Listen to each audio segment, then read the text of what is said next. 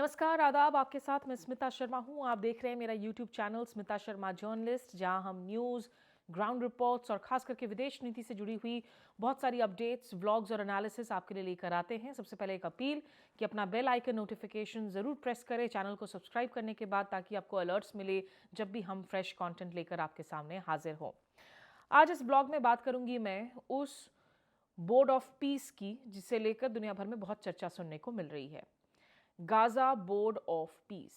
और इस पर हस्ताक्षर किए गए डावोस में जारी वर्ल्ड इकोनॉमिक फोरम के दौरान बृहस्पतिवार को हमने देखा एक समारोह का आयोजन किया गया, जिसे लीड किया राष्ट्रपति डोनाल्ड ट्रंप ने, क्योंकि ये उन्हीं की इनिशिएटिव है। और उनकी इनिशिएटिव के बाद ही इस दौरान हम देख रहे हैं कि इजराइल और हमास के बीच में एक संघर्ष विराम जारी है और फेज 2 के तहत जो है अब इस पीस बोर्ड को साइन किया गया है।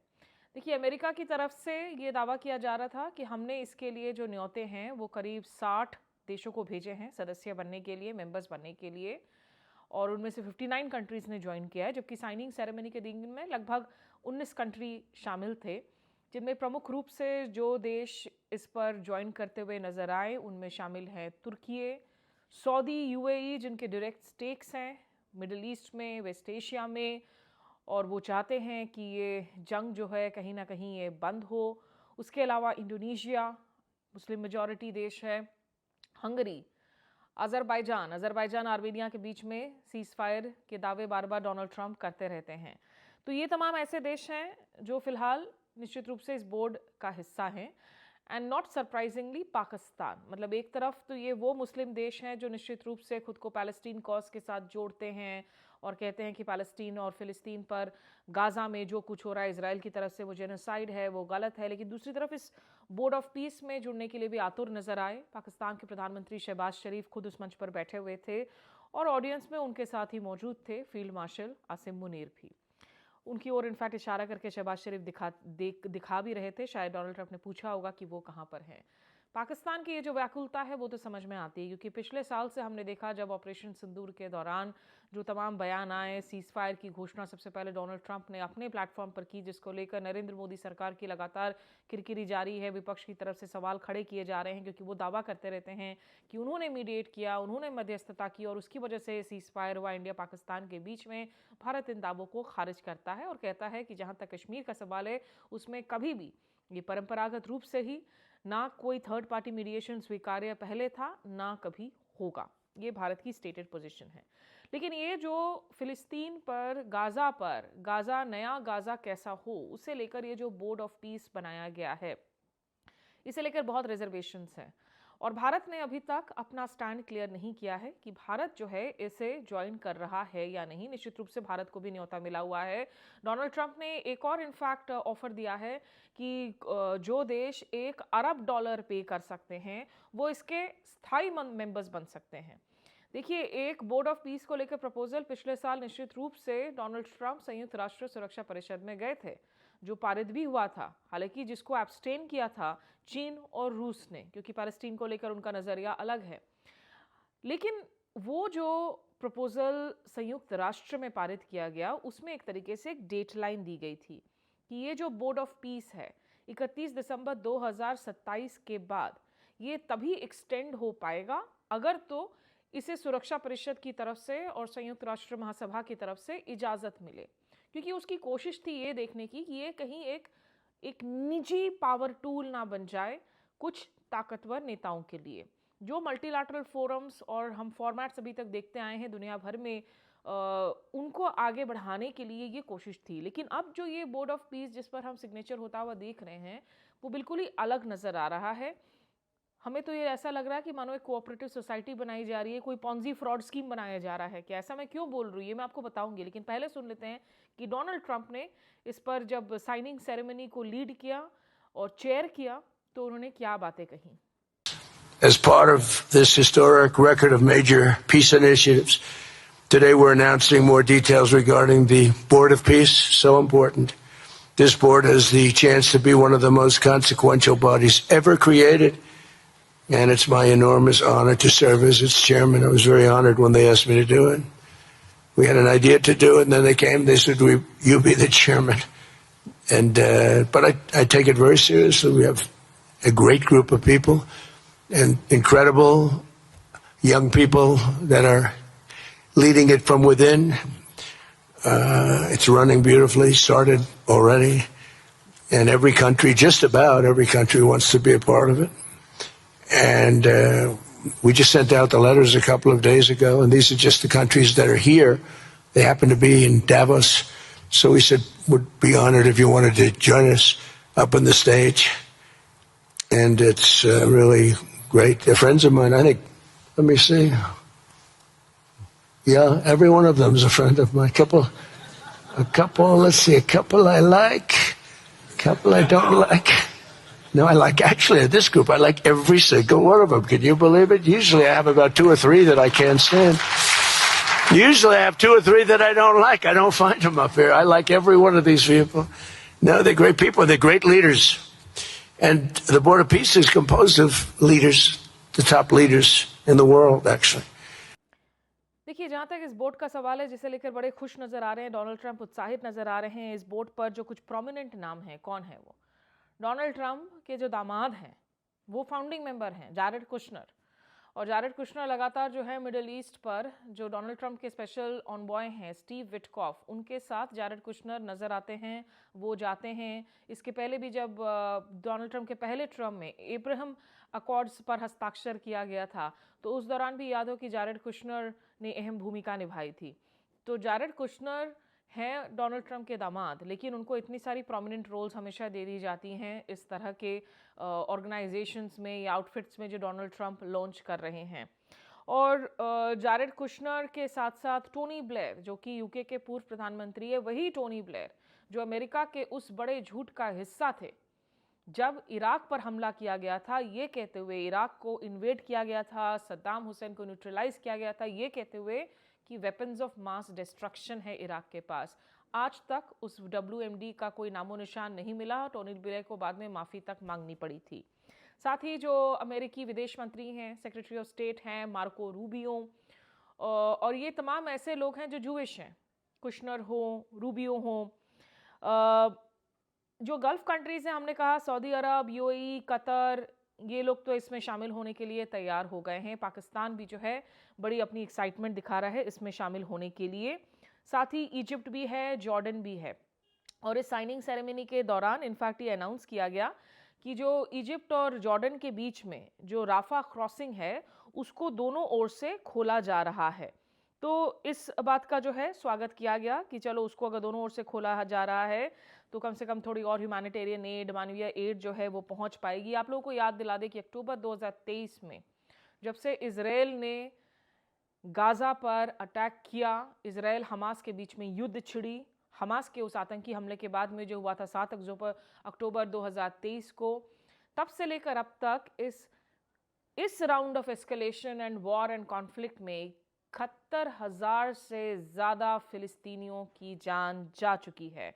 More than 71,500 Palestinians 2023 अक्टूबर से इजराइल के इन्वेजन के बाद से अपनी जान गंवा चुके हैं, जिनमें ज़्यादातर बच्चे हैं, औरतें हैं, उनमें ह्यूमैनिटेरियन एड वर्कर्स शामिल हैं, जर्नलिस्ट शामिल हैं जिनकी जानें गई हैं।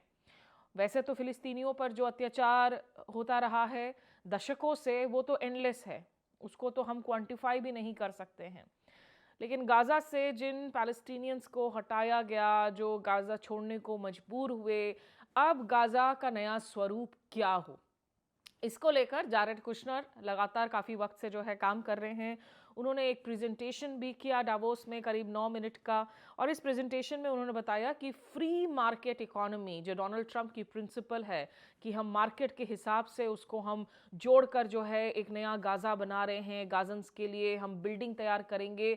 ऐसा लग रहा था कि एक रियल एस्टेट प्रेजेंटेशन किया जा रहा है उस ज़मीन पर जो ज़मीन मासूमों के खून से रंगा हुआ है, जहां आपको हर मोड़ पर आप खोदेंगे तो लोगों के स्कल्स नजर आएंगे, बोन्स नजर आएंगे, जहां neighbourhood after neighbourhood has been flattened out and turned into rubble because of Israeli invasion and Israeli genocide. तो जैरेड कुशनर ने अपनी प्रेजेंटेशन में क्या कहा, उसका भी जो है एक छोटा सा ग्लिम्स हम आपको दिखाते हैं, सुन लीजिए। working very closely with the Israelis to figure out a way through de-escalation. And the next phase is working with Hamas on demilitarization, which I'll talk about in a second. But without security, nobody's going to make investments. Nobody's going to come, build there. We need investments in order to start giving jobs. We want to take these people. 85% of the aid of Gaza, 85% of the GDP of Gaza has been aid for a long time. That's not sustainable. It doesn't give these people dignity. It doesn't give them hope. And so we want to use free market economy principles. A lot of what President Trump spoke about that he's doing in America, we want to bring the same mindset, the same approach to a place like Gaza to give these people the ability to thrive and have a good life. देखिए, इस board को लेकर अब जहां तक भारत का सवाल है, भारत को ज्वाइन करना चाहिए या नहीं। भारत की हमेशा से ट्रेडिशनल प्रिंसिपल रही है। हमने हमेशा 2 स्टेट सॉल्यूशन के लिए बैटिंग की है। फिलिस्तीन के साथ भारत की सिविलाइजेशनल रिलेशनशिप रही है। हाँ, नरेंद्र मोदी सरकार में खास करके 2014 के बाद से हमने देखा कि इजराइल के बहुत नज़दीक इस वक्त जो है रिश्ते नज़र आते हैं। नई दिल्ली कहीं ना कहीं अलाइन करता है इजराइल के साथ संयुक्त राष्ट्र सुरक्षा परिषद में भी, और वो बहुत चिंताजनक है। भारत के अंदर जो लेफ्ट पार्टीज़ हैं, जो वामपंथी दल हैं, उन्होंने यूनाइटेड एक जॉइंट स्टेटमेंट बाकायदा जारी किया है और कहा है कि भारत को इसमें नहीं जुड़ना चाहिए, भारत को इससे दूर रहना चाहिए। इस बोर्ड ऑफ पीस की जो चार्टर है, जो लीक्ड हुई है, उसको अगर आप देखेंगे तो उसमें तो गाजा का दरअसल जिक्र ही नहीं आता। ऐसा समझ में नहीं आ रहा है कि ये किसके भविष्य की बात कर रहे हैं, गाजन्स की बात कहाँ से कर रहे हैं। और एक टेक्नोक्रेट कमेटी बनाने की बात की गई है पैलेस्टीनियंस की, 15 सदस्य, लेकिन कोई पैलेस्टीनियन लीडरशिप इस बोर्ड पर नहीं है। पैलेस्टीनियन अथॉरिटी जो फिलिस्तीन का प्रतिनिधित्व करते आए हैं, उनको कोई जगह नहीं दी गई है। देखिए, बड़ी दिलचस्प बात है कि इस बोर्ड में 2 सदस्य ऐसे हैं जो जुड़ने को तैयार हो गए, लेकिन हस्ताक्षर करने के लिए इस सेरेमनी में डावोस में शामिल नहीं हो सके। कौन है वो 2 सदस्य? व्लादिमीर पुतिन और बेंयामिन नेतन्याहू, क्योंकि दोनों ही इंटरनेशनल क्रिमिनल कोर्ट के हिसाब से वॉर क्रिमिनल्स हैं। और स्विट्जरलैंड में अगर वो पहुंचते हैं तो स्विट्जरलैंड, चूंकि वो सिग्नेटरी है टू आईसीसी, स्विट्जरलैंड में फिर उन्हें गिरफ्तार कर लिया जाता। तो आप सोचे कैसे कैसे लोगों को, आप नेतन्याहू को तो इस बोर्ड ऑफ पीस में, मतलब जिस इंसान की वजह से शांति नहीं है, गाजा में खून बह रहा है, उसको आप बोर्ड ऑफ पीस में जुड़ने के लिए न्योता दे रहे हैं, लेकिन पैलेस्टीनियंस को आपने बिल्कुल ही जोड़ा नहीं है इस बोर्ड के साथ में। तो डोनाल्ड ट्रंप का इरादा क्या है? और यही वजह है कि लोग सवाल खड़े कर रहे हैं, क्या डोनाल्ड ट्रंप एक संयुक्त राष्ट्र के विकल्प के तौर पर अपनी एक प्राइवेट बॉडी को जगह दे रहे हैं? आखिर इस बॉडी की अंतर्राष्ट्रीय लेजिटिमेसी क्या है, कानूनी वैधता क्या है, इसके चेक्स एंड बैलेंसेस क्या है? ये तो रेवेन्यू रेस करने के लिए एक बोर्ड सा नज़र आ रहा है, जिसमें आप बहुत सारे लोगों को जोड़ रहे हैं, कंट्रीज़ को जोड़ रहे हैं, कह रहे हैं कि आओ भाई आके पैसा दो, हम रिकंस्ट्रक्शन करेंगे गाजा की, उस नाम पर आप पैसे मांग रहे हैं। लेकिन एडवाइजरी जो कमिटीज़ हैं, ओवरसाइट किसकी होगी, चेक्स एंड बैलेंसेस कहाँ से आएंगे, ये सब कुछ नहीं पता है। और यही सवालिया निशान सबसे ज़रूरी हो जाते हैं किसी भी उस देश के लिए जहाँ लोकतंत्र है और जहाँ रिस्पेक्ट है for dignity of lives and livelihood. तो ऐसे में यूरोप के कई देश हैं जिनके आजकल ऐसे भी जो है बड़े बुरे रिश्ते चल रहे हैं डोनाल्ड ट्रंप के साथ, क्योंकि वो लगातार नेटो पर हमला करते हैं, कभी कहते हैं ग्रीनलैंड पर हमला कर दूंगा। हालांकि डावोस में जाकर उन्होंने कहा कि चलो हम ग्रीनलैंड पर जो है मिलिटरीली इन्वेजन इस वक्त नहीं कर रहे हैं, तो कम से कम वो हमला फिलहाल के लिए जो है टल गया है। और ये भी कह दिया था कि यूरोपीय संघ के उन देशों पर हम 10% का टैरिफ लगा देंगे जो ग्रीनलैंड के मेरे प्लान के साथ कहीं ना कहीं अलाइन नहीं करते हैं। वो फिलहाल के लिए तो टल गया है, लेकिन ये जो दरारें आ गई हैं ट्रांस अटलांटिक सिक्योरिटी पार्टनरशिप में अमेरिका यूरोप के बीच में, वो बहुत गहरी दरारें हैं। उधर कनाडा के जो प्रधानमंत्री हैं मार्क कार्नी, जिन्होंने एक बहुत ज़बरदस्त स्पीच दी डावोस में, उस स्पीच का मैंने एनालिसिस किया था, पूरी स्पीच भी है मेरे चैनल पर, वो आप ज़रूर देखें, जहां उन्होंने अमेरिकन हेजेमोनी को अटैक किया, कहा कि ग्लोबल ऑर्डर जैसा हम जानते थे वो ख़त्म हो चुका है। तो मार्क कार्नी को, जिनको डोनाल्ड ट्रंप ने पहले न्योता दिया था बोर्ड को ज्वाइन करने के लिए, उन्होंने अपने जो ऑल्टरनेट सोशल मीडिया प्लेटफॉर्म है ट्रूथ सोशल, उस पर बाकायदा एक पोस्ट लिख दिया और ये कह दिया कि मैंने ये न्योता वापस ले लिया है, अब कनाडा के पास वो न्योता नहीं है कि वो हमारे साथ जुड़ सके। हालांकि कनाडा ज्वाइन करने वाला था भी नहीं इस बोर्ड ऑफ पीस को। वैसे यूरोप के तमाम दूसरे देश भी हैं, फ्रांस है, स्पेन, जो कि बहुत मुखर रूप से इजराइल का विरोध कर रहा है और यूरोपीय डबल स्टैंडर्ड्स पर भी बात कर रहा है लगातार कि यूरोप रूस यूक्रेन युद्ध को लेकर तो एक तरीके का बयान जारी करता है, लेकिन ये नहीं कहता कि इजराइल जो गाजा में कहर कर रहा है वो जेनोसाइड है। तो उनके जो सोशलिस्ट प्रधानमंत्री हैं पेड्रो सांचेज, उन्होंने ये साफ कर दिया कि स्पेन इस बोर्ड का हिस्सा नहीं बनेगा। उन्होंने तमाम बातों पर विचार किया और ये कह दिया कि इस बोर्ड में ये साफ है कि पैलेस्टीनियंस के लिए जगह नहीं है, पैलेस्टीनियन अथॉरिटी का प्रतिनिधित्व नहीं है और ये यूएन के जो इंटरनेशनल लीगल फ्रेमवर्क है उससे बाहर का बोर्ड है। तो पेड्रो सांचेज ने क्या कहा, आइए आपको वो सुनाते हैं। Y es evidente que esta Junta está fuera del marco de Naciones Unidas y, por cierto, no ha incluido a la autoridad palestina. El futuro de Gaza y también de Cisjordania, no nos olvidemos, el futuro en su conjunto de Palestina debe dirimirlo los palestinos. Y también el futuro de su coexistencia pacífica y segura con Israel deben dirimirlo fundamentalmente Israel y Palestina en un proceso dialogado que implemente la solución de los dos estados, que permita la entrada de la ayuda humanitaria y que, por supuesto, garantice la paz.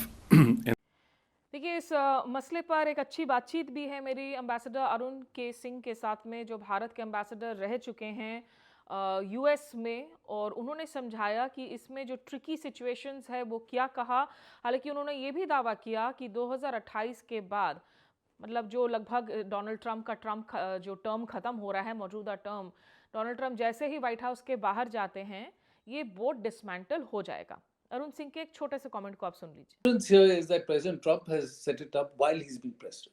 Now, the issues related to conflict of interest and things are something that President Trump has not bothered about. So at It the doesn't look moment, philanthropic though. It looks more like a No, it's cooperative not. society of a so some sort of he a chit. basically wants, I would say, one, he wants to project that he plays a big role in peace. Second, it's also a fundraising activity. People have to make contribution to projects he wants to do. And while he's president of the US, it will have, certain appearance, and some people want to go along. The moment he ceases to be president of the US, nobody will bother about this board. So it's a question of how do you handle a situation between now and the next 3 years. And I think that's how people have to deal with it. इस पूरी बातचीत को आप देख सकते हैं Bharat America रिश्तों पर, लेकिन बहुत सारे ऐसे सीनियर डिप्लोमैट्स हैं, वो एम्बेसडर सैयद अकबरुद्दीन हो जो यूएन में भारत के परमानेंट रिप्रेजेंटेटिव रह चुके हैं, या एम्बेसडर जयंत प्रसाद, वो भी पूर्व एम्बेसडर रह चुके हैं। ये लोग लगातार कह रहे हैं कि भारत को ऑन बोर्ड नहीं होना चाहिए इस बोर्ड ऑफ पीस में। मेरी भी यही राय है। I think we have given in a lot. हम अमेरिका के सामने लगातार झुके हैं। ठीक है, रियलिज्म होता है, ट्रांजैक्शनलिज्म होता है, लेकिन कुछ मुद्दों पर एक स्टैंड लेना, एक कॉन्शियस स्टैंड लेना बहुत ज़रूरी है। और वो वक्त आ गया है कि भारत एक प्रिंसिपल स्टैंड के तहत इस बोर्ड से खुद को दूर रखे। जब अमेरिका ने 2003 में इराक को इन्वेड किया था अपने तमाम दूसरे नेटो एलाइज के साथ में, आप याद करें कि हमारे भारत के संसद में बाकायदा एक डिबेट छिड़ी थी। अटल बिहारी वाजपेयी जी के उस स्पीच को आप ज़रूर सुने, और उसमें बाकायदा एक प्रस्ताव पारित किया गया था ये कहते हुए कि India will not send its forces, its troops, its boots on the ground to Iraq. तो वो पोजीशन हमने ली थी और उस प्रस्तावना को जो है पारित किया गया था संसद में। सो इट्स हाई टाइम कि भारत, जो अपने आप को ग्लोबल साउथ का लीडर कहता है, जो अपनी पीठ थपथपाते रहते हैं नरेंद्र मोदी खुद को विश्व गुरु बताकर, हम कहीं ना कहीं एक प्रिंसिपल स्टैंड ले और उस बोर्ड ऑफ पीस को हम ना ज्वाइन करें, जो दरअसल पीसेस ऑफ ग्रीड के तौर पर नजर आ रहा है। जहां जमीन की बोली लगाई जा रही है, उस जमीन की जो रंगा हुआ है मासूम फिलिस्तीनियों के खून से, जहां जेनोसाइड जारी है, जो इस existing international institutions, multilateral frameworks हैं, उसके बाहर अगर कोई अपनी प्राइवेट बॉडी, प्राइवेट पावर्स को बढ़ा रहा है, हम उसका हिस्सा नहीं बन सकते हैं। डोनाल्ड ट्रंप भले ही उसके लिए वापस से फिर से टैरिफ्स लगाए, भारत की अगर हम इकोनॉमी ग्रोथ रेट की बात करते हैं उस पर हम गर्व करते हैं। 90s में भी भारत ने अमेरिका की तरफ से लगाए गए सैंक्शंस को झेला था, So there are some places where there cannot be a compromise, and it's time that India stood up for its principle and found its voice. And the Board of Peace on Gaza is something that India definitely must not join. इस blog में मेरे साथ अभी बस इतना ही. हमारे साथ जुड़ने के लिए शुक्रिया. अपना फीडबैक जरूर दीजिएगा. नमस्कार, आदाब.